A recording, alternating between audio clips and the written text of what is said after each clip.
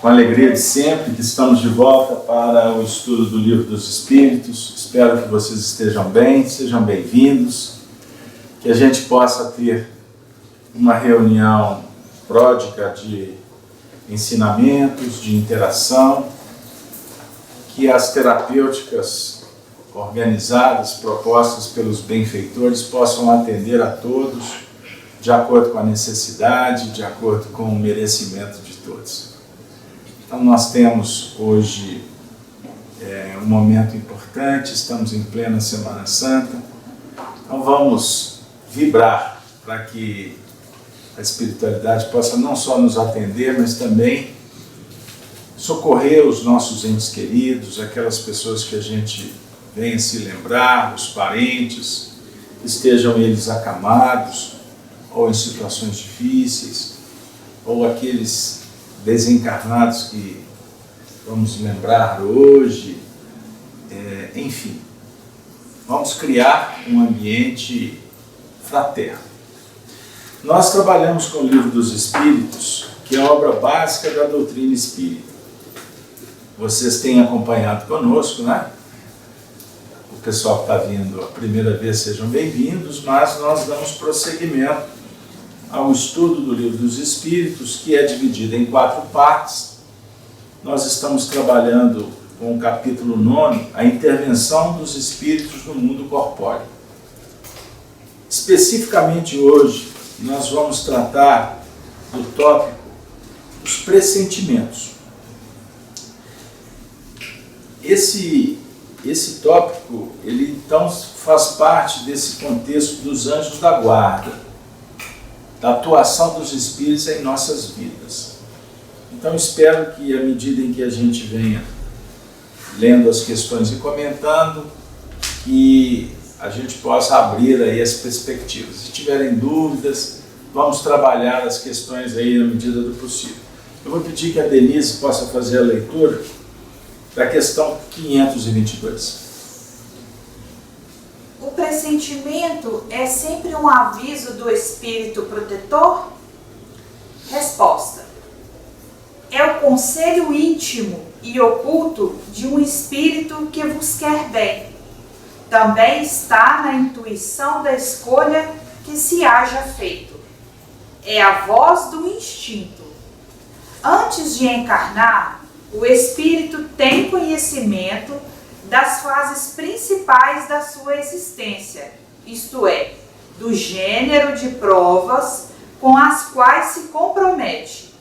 Quando estas têm caráter marcante, ele conserva no íntimo uma espécie de impressão, que é a voz do instinto, e essa impressão, despertando quando chega o momento de sofrer as provas, torna-se pressentimento. Muito bem. Vamos trabalhar questão por questão hoje, Denise? Vamos.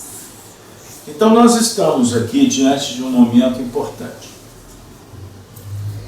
Vale sempre lembrar que o Espiritismo nos esclarece quanto ao planejamento que temos, que assumimos, que arquitetamos antes de reencarnar. É o chamado projeto divino, projeto de vida. Divino, extraordinário. A definir que nada na nossa vida espiritual acontece por acaso. No dia a dia pode ter algum evento aleatório, mas no fundo, nós vivemos num regime extraordinário de ação, de reação, de repercussão, de retorno. Olha que maravilha. Nos relacionamos dentro dos princípios da sintonia e da afinidade. Quanto mais próximos, mais afins.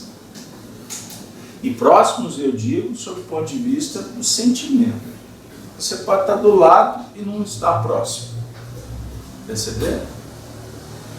Por isso é que a gente aprende em Espiritismo que existe a parentela corporal e a espiritual. Corporal, transitória, prazo de validade. Espiritual definitivo, para sempre.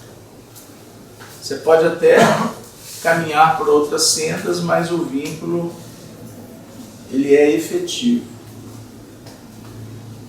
Na terra e no mundo espiritual.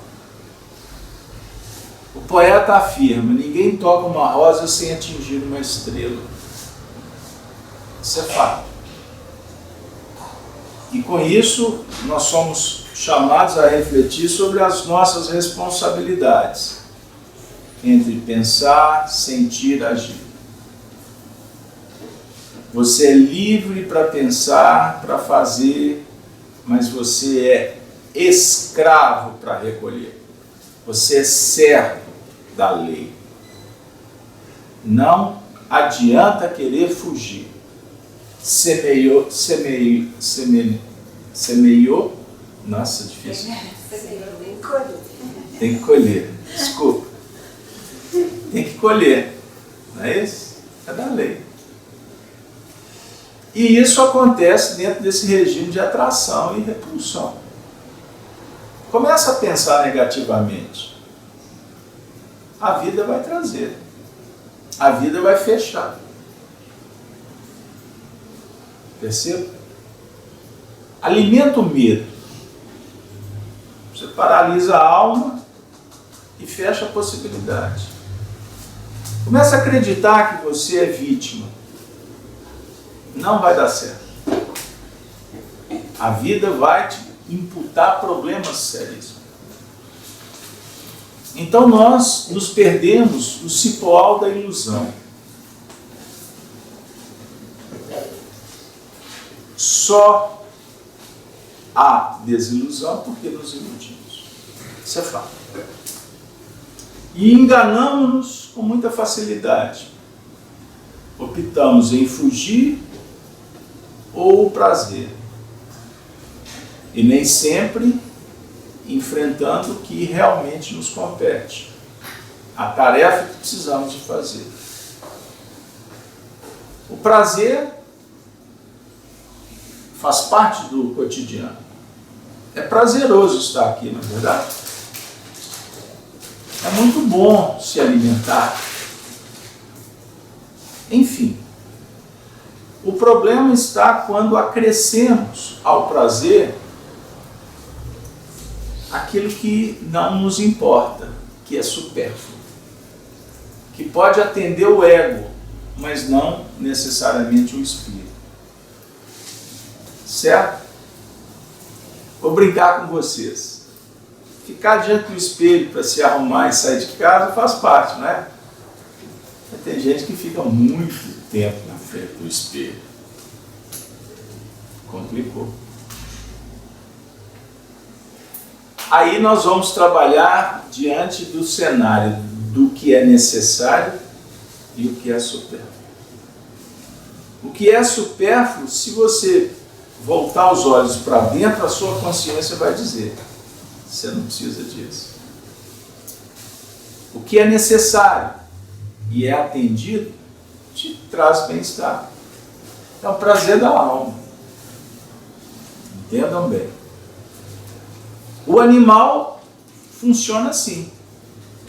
Medo, prazer, preservação, nojo. Porque é o plano reativo da fisiologia, da instintividade. Certo? A questão do homem é se desvincular desse mecanismo operacional que nos distancia, nos afasta do que é essencial, do que é real, do que é importante, do que a consciência indica, a voz do coração. Quando infantis, nos matriculamos muito fácil naquilo que não necessariamente edifica. Qualquer revista em quadrinho diverte. Chega num ponto que a revista em quadrinho já não te atende. E pode chegar até numa outra situação que a revista em quadrinho é motivo para você fazer coisa boa. Porque o seu olhar já está em outro nível. Mas se você quer ficar a vida inteira fazendo palavra cruzada, a vida vai continuar cruzada. Perceberam? O indivíduo quer ficar deitado no sofá assistindo caixinha colorida. Emburrece o caráter. Estiola possibilidades, acaba com o imaginário, com a criatividade. Daqui a pouco está depressivo. Passou o final de semana e não fez nada. Aí começa segunda-feira. Aí fala assim, vem em mim sexta-feira. Como diz Emmanuel, vive para matar o tempo. E na verdade o tempo está matando. Compreendeu? Os espíritos influenciam na nossa vida? É um assunto espírita. Questão 459. Muito mais do que imaginais, são eles que vos dirigem. Vos dirigem. Quem está falando é porque está do lado de lá, né? No nosso caso, nos dirigem. Ah, que isso, Carlos Alberto, eu tenho autonomia.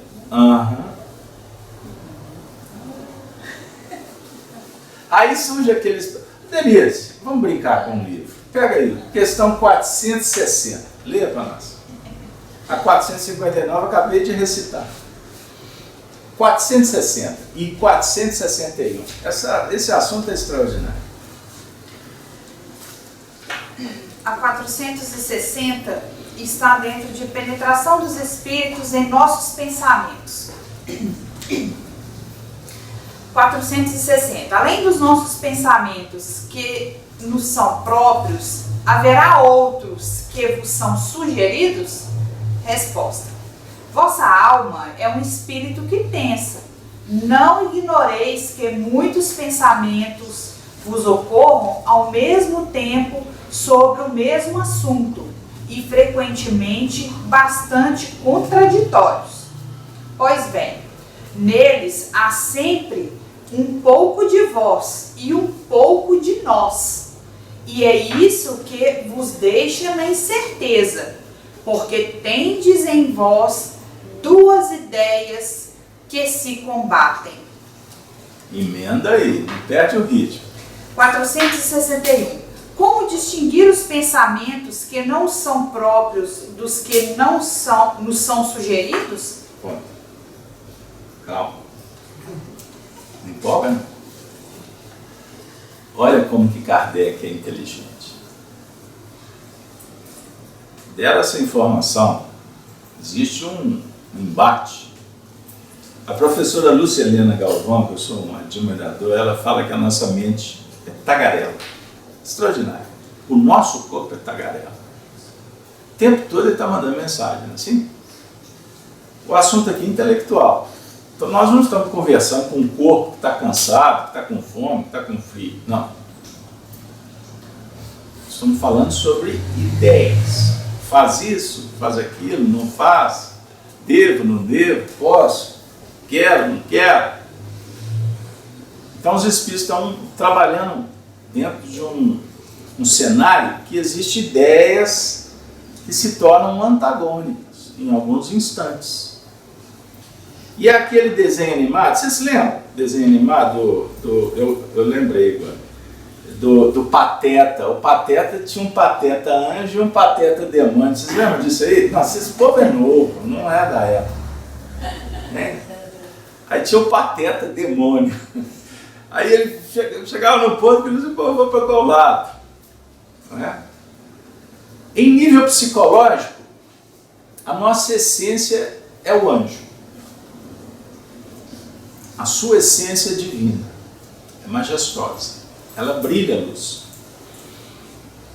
O antagonista é o ego, que geralmente não quer se esforçar e quer complicar. O ego é que nos enovela no plano da serpente. Lembra do paraíso? Eva, Adão.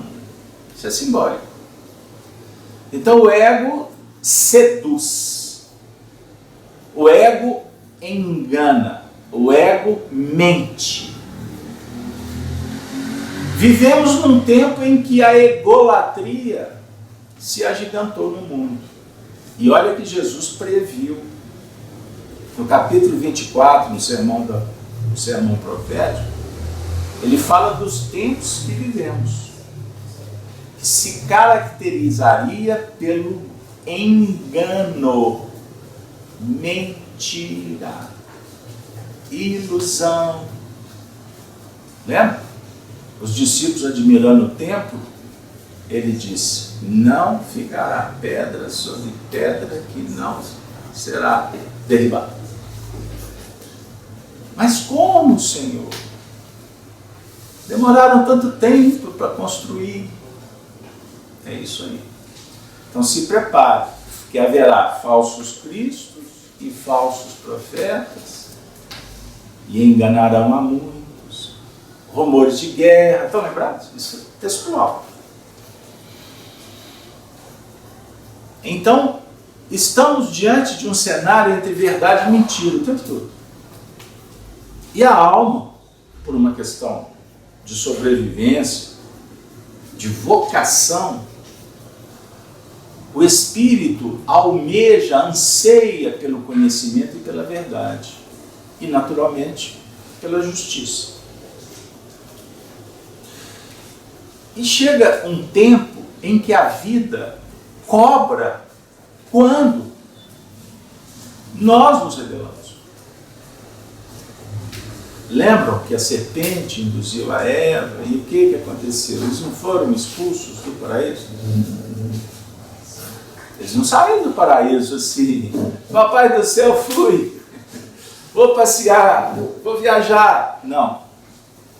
Eles foram pegos na mentira. E eles se sentiram envergonhados. Estão lembrados? A folha de parreira, cobriram as partes, aquela história toda. É tudo simbólico. Cobriu o quê? A consciência, quando nos pega na curva, não tem como fugir. Ali é uma verdade com V maiúsculo. Isso causou um transtorno. Simbolicamente, eles saíram do paraíso. E eles tiveram que amargar, correr atrás, ó, vida sem privilégios. Estão lembrados da história? Aí o que aconteceu? Eva engravidou. Quem que vai reencarnar? A serpente, que agora tem o nome de Caim. E Caim continua enovelado na ilusão. O que Caim faz? Se revolta de novo. Entra no plano da sedução. E cai no crime. Caim matou Abel.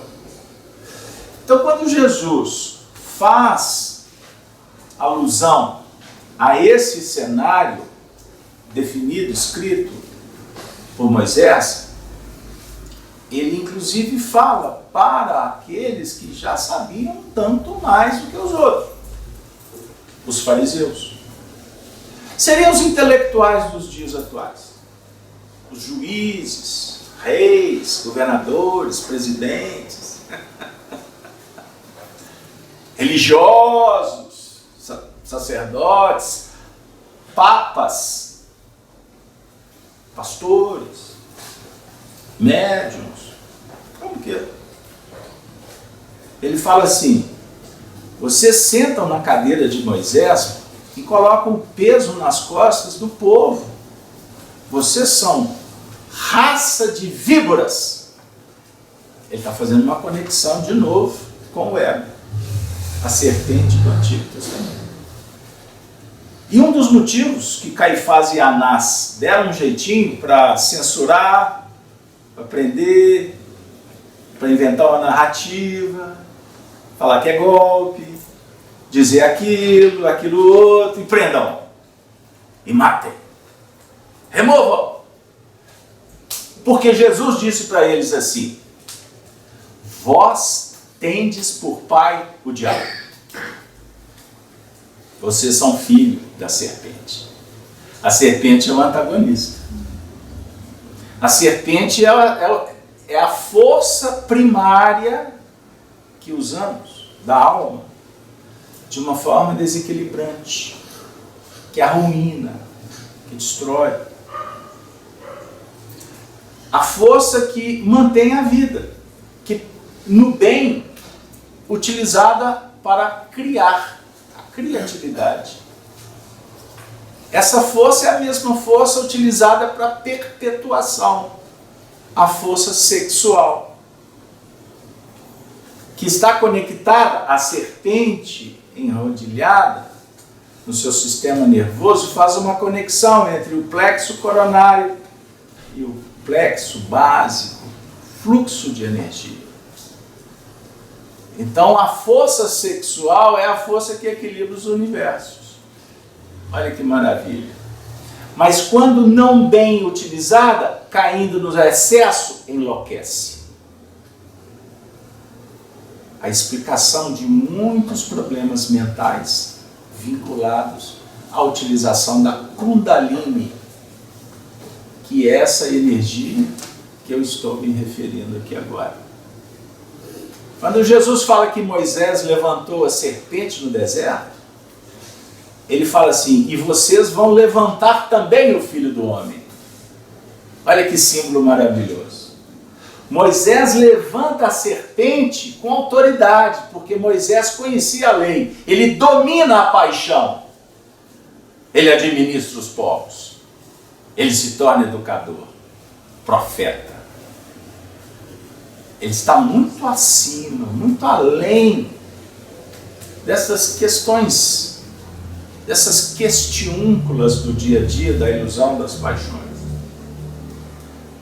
E os filhos do diabo, que eram aqueles que conheciam as leis, conheciam a espiritualidade dentro de um plano relativo, é verdade, mas sabiam dos perigos, do assunto sensível, delicado, que é a realidade do espírito. Aí ele fala: vocês não aprenderam com Moisés, então vocês vão levantar o Filho do Homem. Levantaram ele na cruz. Compreenderam? Crucificaram ele. Então nós crucificamos, nós vendemos, nós dilapidamos oportunidades quando não vinculados, operacionalizando com as forças da alma de uma forma legítima, criativa, amorosa, respeitosa, fraterna, simples, sem viajação, sem vaidades, sem presunção, sem arrogância. Conseguiu? Não, só imagem. Só imagem. Então tá bom. Beleza? Então voltando. Não mais rebeldes, agora dóceis, bem-aventurados os mansos, para que a gente possa ouvir a voz que auxilia,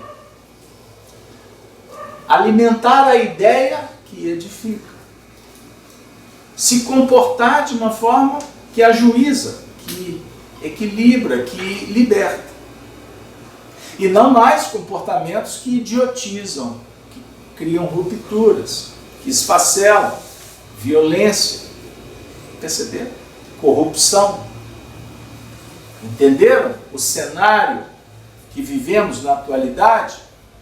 Todos sendo chamados, não tem escapatória, todos sendo chamados para dar o testemunho, dizer o que veio fazer aqui. Eu saía de casa, um companheiro falou assim: poxa, quase me assaltaram. Apareceu 3 sujeitos aqui armados, quase levaram no carro. Ele estava transtornado. Chegou para mim e falou assim: que mundo é esse? Eu falei assim: que é isso, amigo? Sai dessa vibe. Vamos fazer uma prece, agradece. Você está aqui conversando comigo. O seu carro está ali. Não levaram. Ah, mas papapá. Meu amigo, olha para frente. A vida prossegue. Sai desse cenário. Porque senão você daqui a pouco está num hospital psiquiátrico porque alguém tentou te assaltar. E se tivessem assaltado? sua vida ia prosseguir. Você tem razão. Eu falei assim, louvado seja Deus. Não, eu não tenho razão. Eu simplesmente estou tentando só dizer, respira fundo. Para. Dá um break aí. Como falava aquele músico, né? Para aí a nave que eu quero descer. É para o mundo, né? Um negócio assim. Eu vou descer dessa confusão. Porque senão você entra num mecanismo que não tem sentido. Então eu, qualquer um de nós, podemos alimentar uma ilusão que possa destruir a vida, destruir a família. Tem pessoas, eu atendi um caso há pouco tempo, e eu posso falar porque o indivíduo nem mora aqui no Brasil. E eles também não me acompanham na internet. Se bem que quem me acompanha na internet são muito poucos, graças a Deus. Porque nós não estamos aqui para multidão. O negócio é pouco e bem feito.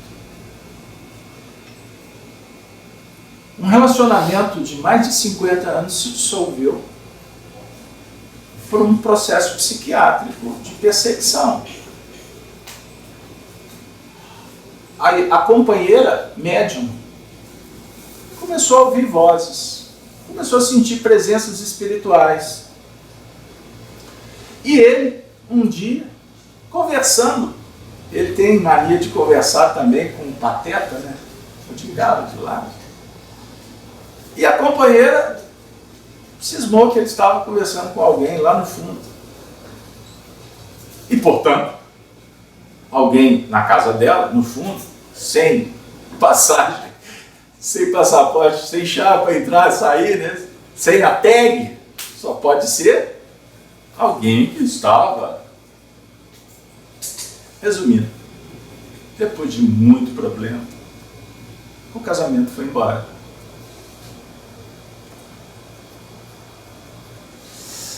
Naturalmente, eu estou contando isso aqui de uma forma muito simples, porque existem fatores complexos de traumas passados. Porque não é só o médium desequilibrado que começa a dar valor ou importância para a presença de espíritos. Espírito você respeita, você identifica, mas você passa para frente. Porque a pessoa que fica vinculada ao mundo espiritual permanentemente, ela se aliena, ela pode ficar maluca. Ela se desconecta do plano objetivo. Tato, olfato, paladar, audição e visão. Mediunidade depois. Por isso é que o Chico falava assim, primeiro a obrigação, depois a devoção. Mas tem gente que só quer fantasiar, fanatizar. Então existem fanáticos religiosos também. E naturalmente problemas do passado, subpersonalidades, talvez algum trauma, alguma experiência danosa de ontem, que não tem nada a ver com a tradição, com a circunstância, com os acontecimentos de agora. Mas para o indivíduo é tudo real. Perceba. Então, essa conversa íntima, nossa relação com os espíritos, é um assunto que precisa de ser estudado com muito cuidado. Não é assim a toque de caixa. Observem que eu, naturalmente, por lidar com esses textos, a gente sabe da dinâmica, da sequência. Aí eu brinco, para aliviar o ambiente, Denise, leia aí e tal, conjuga isso aqui, papapá. Kardec é inteligente, tanto que o Kardec vai falar assim, afinal de contas, é a próxima questão que eu pedi para ela parar. Como identificar quando a ideia é minha ou de terceiros? Vai aí. Como distinguir os pensamentos que não vos são próprios do que nos são sugeridos? Resposta. Quando um pensamento vos é sugerido, é como uma voz que vos fala. Geralmente, os pensamentos próprios são os que vos ocorrem em primeiro lugar. Aliás, não vos é de grande interesse estabelecer essa distinção, e muitas vezes é útil não sabê-la. O homem age mais livremente Se decidir pelo bem, ele o fará com maior boa vontade. Se tomar o mau caminho, maior será a sua responsabilidade. O povo quer o seu comentário, Denise. Nota de rodapé. Nossa, eu fiquei pensando aqui, quantos pensamentos nós temos ao longo do dia. Posso te dar um dado? São muitos, né? O espírito, na categoria atual, mediana, 60 mil por dia. Espíritos mais desenvolvidos pode-se atingir a marca de 100 mil pensamentos por dia. Então nós temos esses pensamentos e com essa sensação que tem uma voz sempre falando na nossa cabeça, né? E o Kardec responde aqui pra gente que esses pensamentos, os que ocorrem em primeiro lugar, são os nossos. E que muitas vezes é até bom a gente não tentar ficar fazendo distinção, será que isso é meu, será que não é? Porque a gente pode se perder. E quando nós temos esses pensamentos, nós podemos passar por uma outra etapa que é a ação. Então, ficarmos muito atentos, porque ele diz aqui também, que se a gente tomar uma decisão que for para o bem, isso será com relação à boa vontade, ao bem. Agora, se nós tomarmos um mau caminho, maior será a nossa responsabilidade, independente, na minha concepção, de ser um pensamento primeiramente nosso ou não, ou alguma sugestão. A responsabilidade sempre será nossa, pela nossa atitude. O pressentimento é sempre um aviso do espírito protetor? É o conselho íntimo e oculto de um espírito que vos quer bem. Também está na intuição da escolha que se haja feito. É a voz do instinto. Antes de encarnar, o espírito tem conhecimento das fases principais de sua existência. Isto é, do gênero de provas com as quais se compromete. Quando estas têm caráter marcante, ele conserva no íntimo uma espécie de impressão, que é a voz do instinto. E essa impressão, despertando quando chega o momento de sofrer as provas, torna-se pressentimento. Vamos voltar, porque senão a gente fica gravitando apenas em torno dessa questão de a ideia é minha, a ideia é de fora, né? A ideia primeira é minha, dos espíritos. Kardec faz essa colocação de que a primeira ideia é nossa por um efeito didático. Que você pode estar meio que adormecido, de repente surge uma ideia, do nada.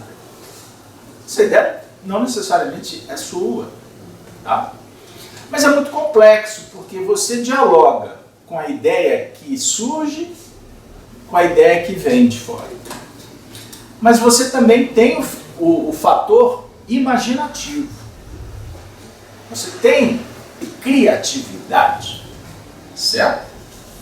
Então observe, hoje nós temos um novo membro no corpo, né? Cadê ele?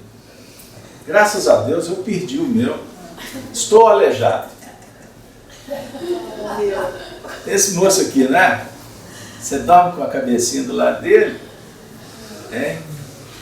Quando eles lançaram esse bichinho aqui, eu lembro, tinha um amigo de trabalho, ele chegou, primeira vez que eu vi um celular, lá nos anos 90, ele chegou com aqueles Nokia que pareciam aqueles revólveres de tijolão, nossa, na cintura, para mim era um phaser. Phaser é aquele revólver que o Capitão Kirk usava lá no Jornada nas Estrelas. Esse pessoal novo não sabe o que eu estou falando, tá? Enfim, brincadeiras à parte. E aí eu fiquei admirado com aquele negócio. Aí tinha as teclas luminosas, aquela coisa toda. Eu falei assim, eu tenho que ter um negócio desse. Meu Deus, é uma falsa profecia. Para que eu quis ter aquilo? O tempo passou, mas agora eu vou brincar com vocês. Porque eu trabalhava no escritório, lá nos primeiros tempos de celular, e começou a acontecer um fenômeno que só depois eu fui entender. Porque médium é um problema, né? É um tal de você estar fazendo alguma coisa e de repente surge uma ideia do nada e daqui a pouco tudo acontece, né? Então, de repente, eu estava trabalhando no escritório, aí eu lembrava da Denise. Denise nem tinha nascido na época, né? Coitado. Aí eu lembrava da Denise. Passava um pouquinho. Eu trabalhava com aqueles computadores também antigos, né? Tinha aqueles monitorzão assim. Aí passava um pouquinho e começava o monitor. Zzz, zzz, zzz. Aí passava mais um pouquinho, o celular tocava. Eu falei assim, uai, interessante. Eu captei antes e depois o monitor também registrou a onda eletromagnética e depois era o celular. Agora, o que era mais interessante, porque quem que estava ligando? Exatamente a pessoa que a gente tinha lembrado há pouco tempo. Estou trazendo isso para vocês darem uma risada, porque isso deve ter acontecido em algum momento com você. Não é isso? Então, a definir o seguinte. Agora vamos lá, doutrina espírita. Emmanuel, o benfeitor que todos conhecemos, né? O professor do Chico Xavier, aluno de Kardec, Emmanuel fala que o pensamento é uma energia eletromagnética. Já entrou numa... Isso ele falou lá nos anos 40. Lá nos anos 40. Então, e que a nossa mente funciona como um espelho. Olha que legal. Um espelho que reflete ondas eletromagnéticas. E na nossa estrutura psíquica, nós temos um gerente dessa empresa chamado vontade. E essa vontade, como que ela funciona? Ela opera com esse instrumento que é a mente, esse espelho. Então a vontade posiciona o espelho conforme o interesse. Joga para cima, joga para baixo, para o lado, etc. Certo? Então, conforme o espelho está posicionado, você vai refletir determinadas ondas mentais. Então é a energia eletromagnética. Sendo energia eletromagnética, significa que o magnetismo é energia estática. A eletricidade é energia dinâmica. Opa! Então eu posso deduzir com os professores espirituais que o pensamento tem peso, tem força, tem direção, tem cor, tem cheiro, tem som e viaja como o ar leva o som. O fluido cósmico universal, que é uma matéria ainda não catalogada pela ciência humana, né? O fluido cósmico universal é que leva o pensamento. Olha que espetacular. Então a nossa mente registra esses pensamentos conforme o interesse, o grau evolutivo, a postura diante da vida, o conhecimento, o comportamento, que vai definir possibilidades de estabelecer sintonia. Quando eu quero notícia do meu glorioso, eu sintonizo lá naquela rádio X, né? Quando eu quero escutar uma boa música, eu já não ligo mais o rádio. Casal Pierre, estava indo tão bem, né? Aí eu vou ter que procurar uma música boa em algum lugar. Senão eu vou escutar aquele pacotinho que toca o tempo todo, bombardeando o imaginário e emburrecendo as pessoas. Não. Mas antigamente, nos meus tempos, vou lembrar, eu sou tão antigo, tinha uma rádio aqui em Belo Horizonte chamada Jornal do Brasil. Não sei se vocês vão lembrar. Tocava só música clássica, sensacional. Então você queria escutar uma música tal, você colocava na atalaia. Lembrei, tinha a Rádio Cultura, só ainda, lembrou? O futebol lá na Itatiaia, na Cultura, na Guarani e por aí vai. Que celebração de antiguidade, hein? Bora lá.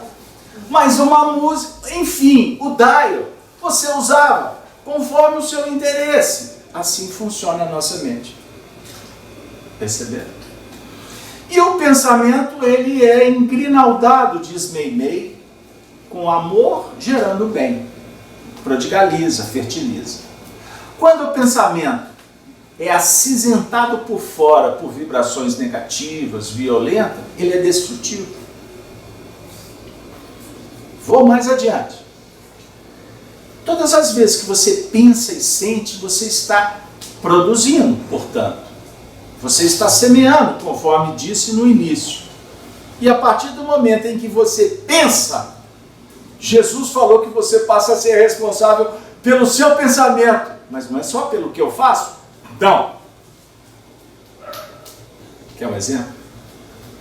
Lembram quando a história da mulher adúltera, que eles queriam apedrejar? Jesus falou assim, raça de víboras. Não é só pelo que faz, é pelo que deseja. Foi Jesus quem falou. Porque ele estava falando que no futuro a gente ia vir na FEAC e entender melhor esse circuito fechado. E esse espelho, qual que é o papel nosso com o Evangelho? Limpar o espelho. Para posicioná-lo de uma forma que nós vamos nos interessar com o que alimenta a alma. E o que alimenta a alma? Jesus não disse que ele era o pão da vida? O que alimenta a alma é amor.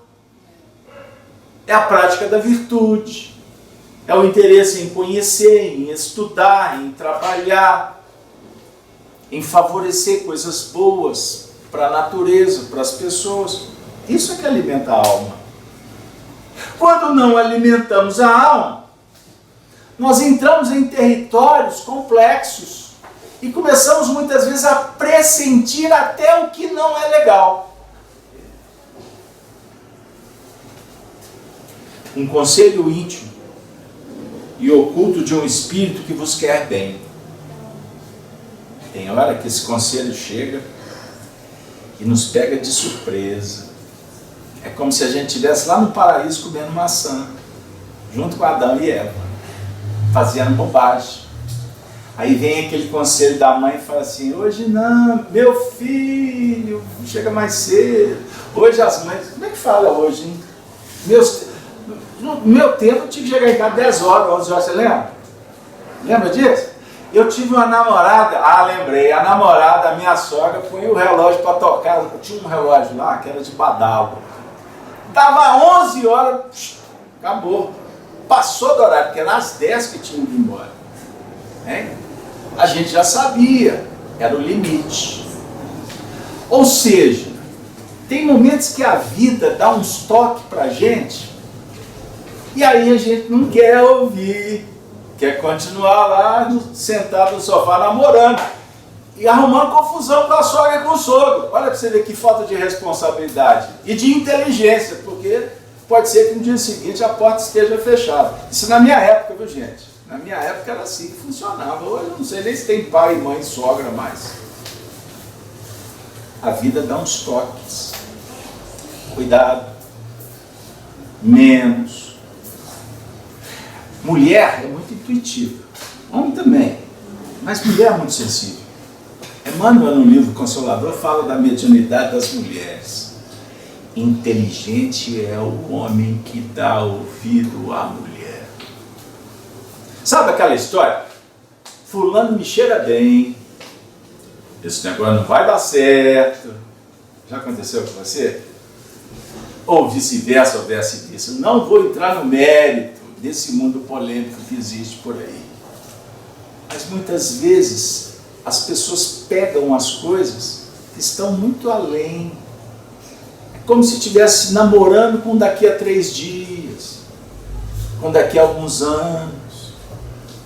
O indivíduo está empolgado e aí a esposa vira assim, cuidado com fulano, ele já aprontou, pode aprontar. Já escutaram histórias assim?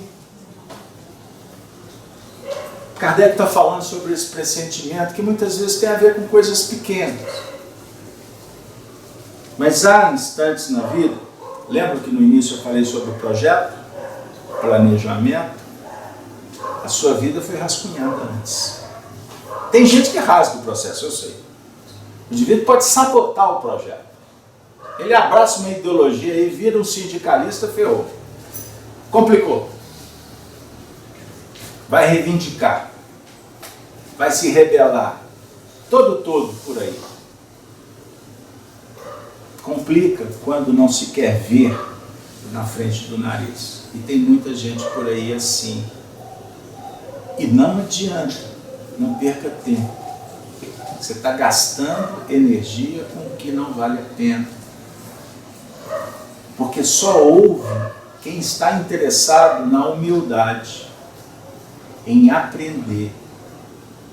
Por isso é que a casa espírita nunca vai ficar superlotada. Porque vir aqui significa olhar para o espelho. Né, dona Mix? Tem dia que eu pensava, não vou lá não. Aquele moço vai falar só as coisas que me desagradam. É como se uma voz estivesse dizendo, menos, cuidado, a vida está passando, uma velocidade grande, olha os seus filhos, olha o que anda acontecendo por aí. E aí a gente não sabe, mas o Espiritismo está nos informando que tudo que está acontecendo foi planejado. E eu sou mineiro, não sei vocês. Estou longe do meu estado, né? Em Minas se diz assim, combinado não é caro. Já ouviram essa frase? Então nós combinamos. Tudo combinado. Só que quando começa a acontecer, em determinados momentos a gente percebe que tem uma nuvem chegando. Por quê? Intuitivamente, é como se a gente fosse para um lugar que a gente já conhece, mas isso ainda não se consolidou. É o futuro. Então imagine, você tem um projeto de vida, construção, família, profissão e etc. Mas tem um projeto, tem um item específico que diz assim, mas não terás longevidade. Pode ser que a desencarnação aconteça no meio do que se diz ser o normal. Longevidade aí de 80 anos, a metade disso é 40, não é? Mas não é para fazer conta não, para de fazer conta, olha lá, hein? O que acontece? Vamos criar uma situação. Por quê? Nós somos chamados para refletir sobre o que fizemos. Isso é um fato.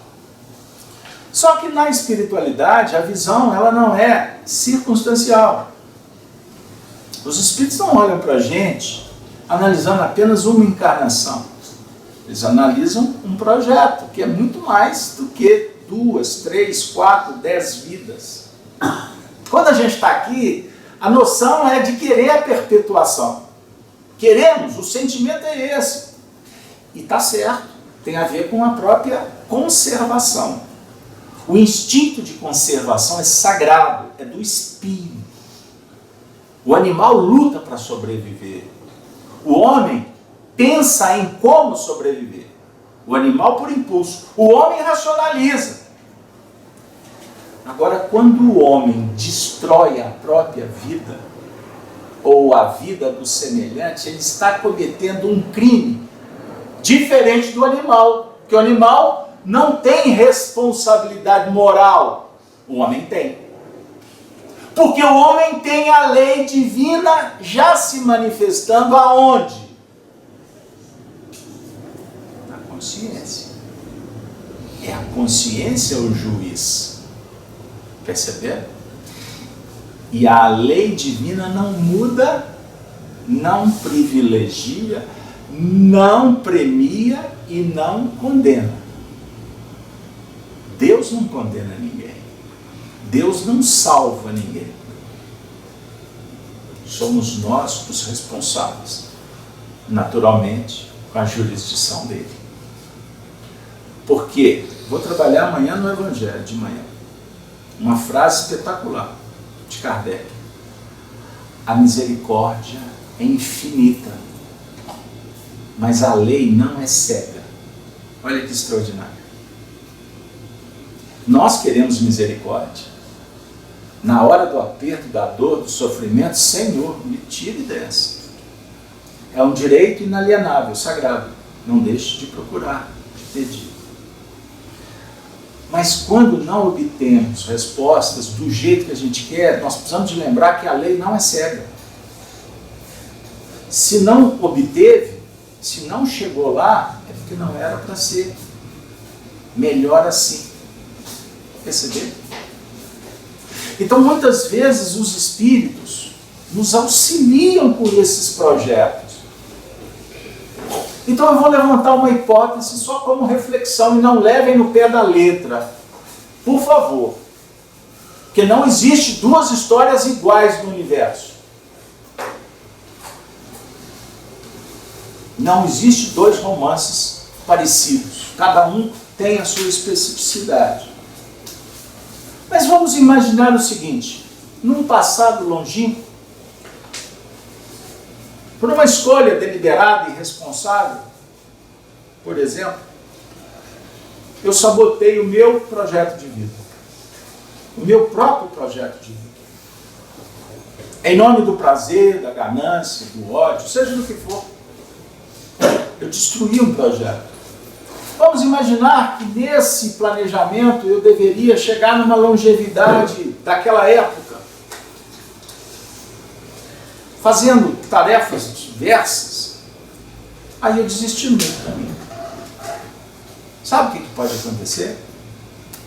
Nesse novo momento que vamos estabelecer um combinado, os espíritos falam assim: pois é.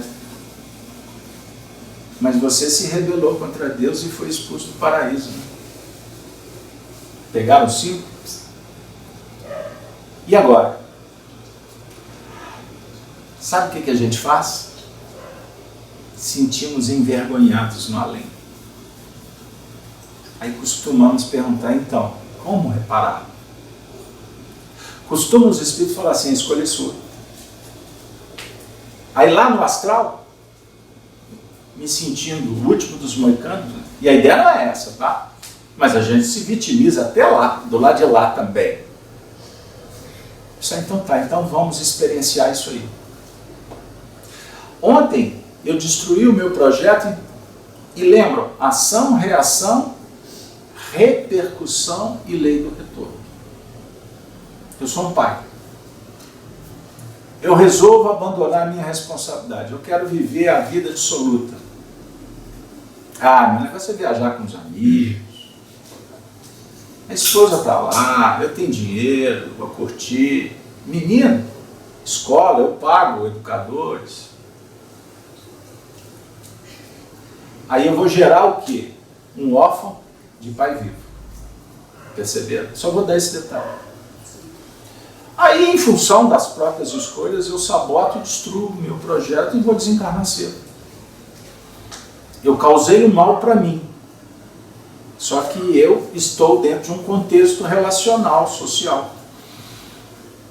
Então não pense que você está descolado do universo. Você é filho de Deus. Tudo isso aqui é seu, porque você é filho. Isso é extraordinário quando a gente pensa assim, sob o ponto de vista do pertencimento. Então ninguém tem o direito, vou falar assim, de dizer que está abandonado na vida. Porque não estamos. A começar pelo ar que respiramos, pelo corpo que nos sustenta. Isso é dádiva de Deus. Nós temos tudo o que precisamos. A questão é que mal baratamos. Aí é outra conversa. Ninguém nasceu para morrer. A morte faz parte, porque a morte é libertação. A morte é mudança. A destruição é uma lei da natureza. Isso é extraordinário. O que a gente pensa que é destruição é a reharmonização da natureza. Vocês estão vendo essa chuva aí, as casas descendo pelos morros. Ah, Deus está punindo alguém. Não. Deus não está punindo ninguém. Mas tem muita gente que coloca a casa num lugar sabendo dos riscos. Hoje eu brinquei dizendo, agora eu posso falar, né? Porque eu não tenho mais coragem. O indivíduo vai lá para aqueles parques, com aquelas aventuras que levam o indivíduo quase à desencarnação. Aqueles brinquedos super, ultra, sofisticados, rápidos. Ah, eu quero adrenalina. Você imaginou se tem um surto? Eu conheço pessoas que surtaram no parque. Eu conheço pessoas que tiveram uma morte súbita no parque. Não, mas isso é um caso ou outro. Suicida.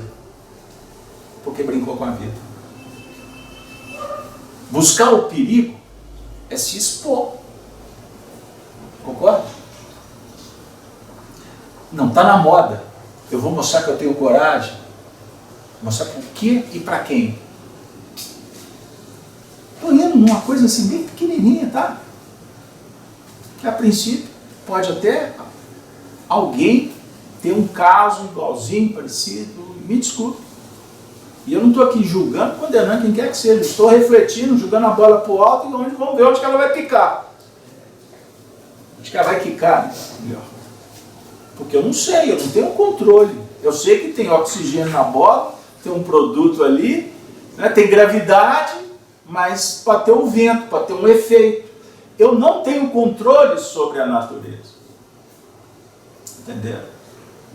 Então saboteio o projeto. Aí no mundo espiritual eu costumo, na maioria das vezes, quando nós participamos, e a ideia é essa, quanto mais evoluídos, quanto mais conhecimento, mais a cota de participação na hora de se esquadrinhar, melhor dizendo, de elaborar um projeto. Porque espírito primitivo não tem. Espírito infantil não consegue, não tem capacidade mental. É meio essa geração que não sabe fazer conta e nem interpretar texto.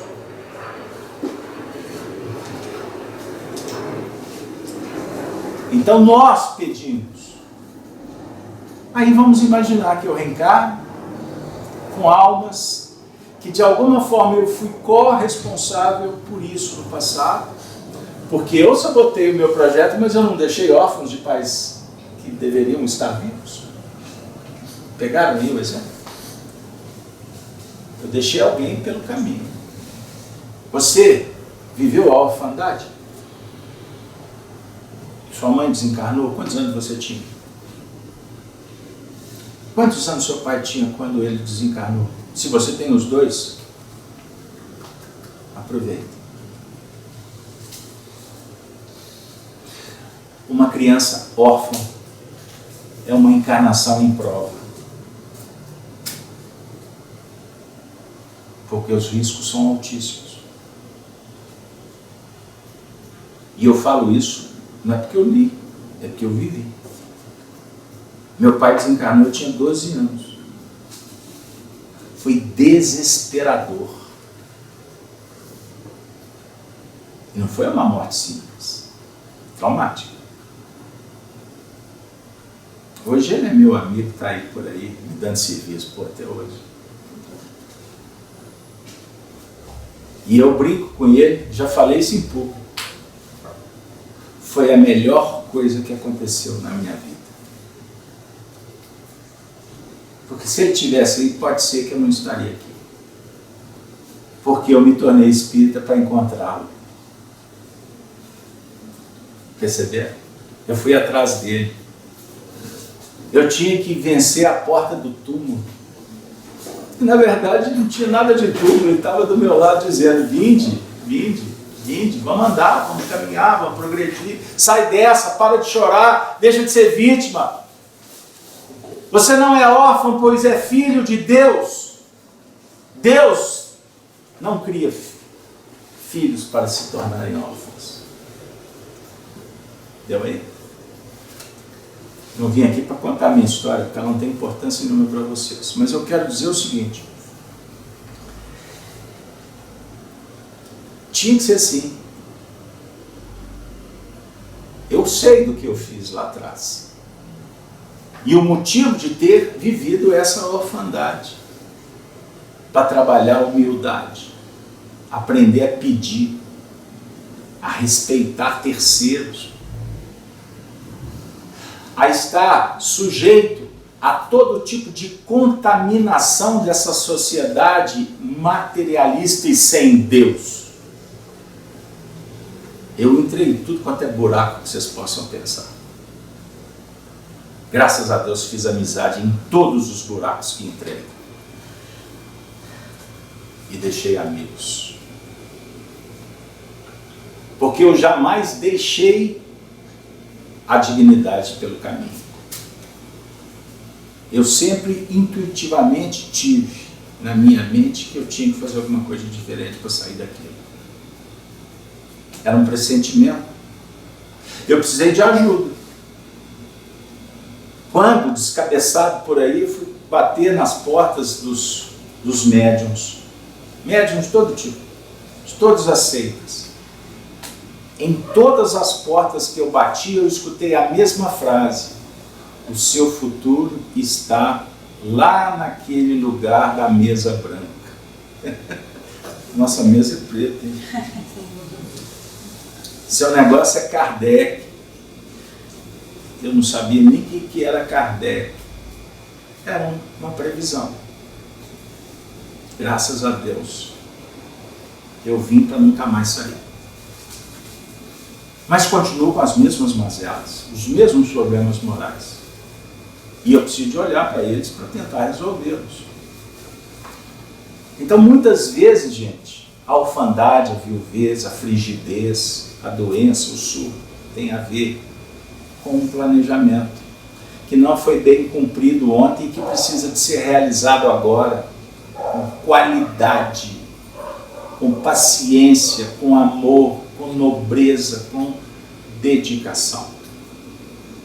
O que eu estou falando para vocês em Espiritismo tem alguma coisa dissonante com o que Jesus ensinou? Bem-aventurados os que têm puro coração, porque verão a Deus. Bem-aventurado quem tem sede de justiça, porque alcançarão misericórdia. Entenderam? Então, muitas vezes, nós temos pressentimentos, é verdade. Porque a gente lê o futuro e sabe que temos que passar por aquilo. Só que, bombardeado, sacudido, contorcido, esbofeteado, a gente perde o chão. Você não sabe para onde ir. Mas calma, que você vai encontrar a solução. Porque, repito, com Kardec, a misericórdia é infinita. E a lei não é cega. A lei oferece luz.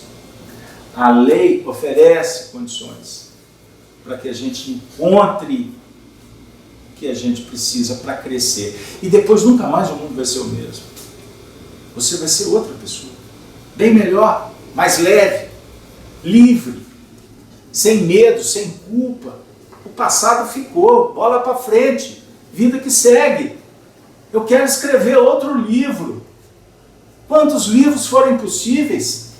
Eu quero plantar árvore. Eu quero ter filhos. Eu quero ter amigos. Eu quero cantar a vida.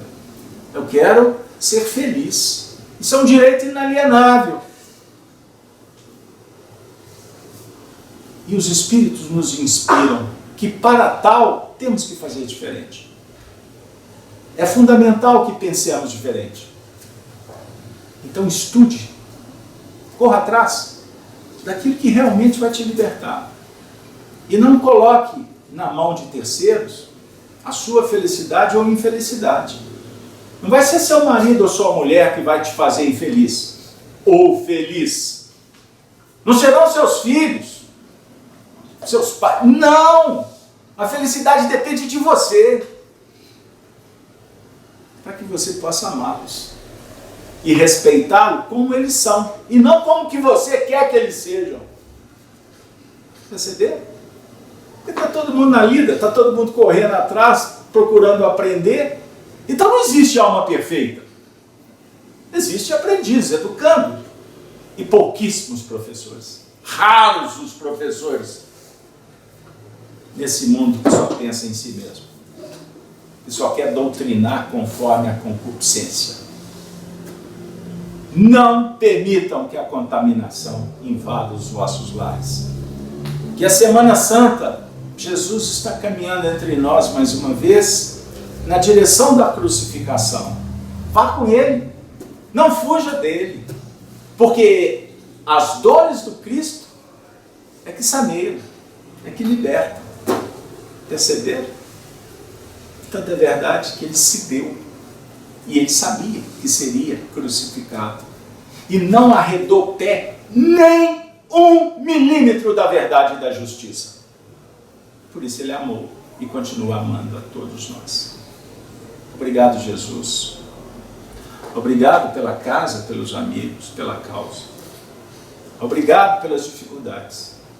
Hoje tivemos de tudo aqui, né? Estou aqui desde 3 horas da tarde. 3 horas não, 3 horas da manhã planejando a reunião de hoje. 3 horas da manhã os Espíritos me acordaram.